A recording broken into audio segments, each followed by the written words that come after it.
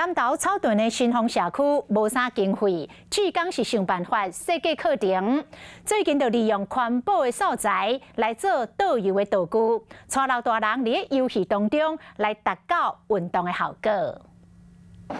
将圆的胶纸板摕来当作是桌顶游戏的假死，而且小可变化一个又个无共款的算法。另外一边有彩色的球，训练大家配合的程度，这是草屯镇新丰社区的创意。个目睭、头壳拢爱注意，我这是录用环保教材，会感觉足快乐的，个想起童年的一寡玩法呢。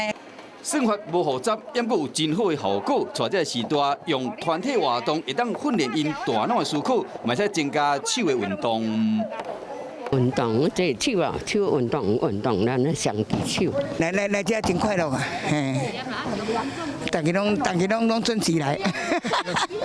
因为社区经费有限，所以讲志刚就想办法设计这个课程，并且利用环保的材料，或者是多哪算买当哪为环境尽一份心。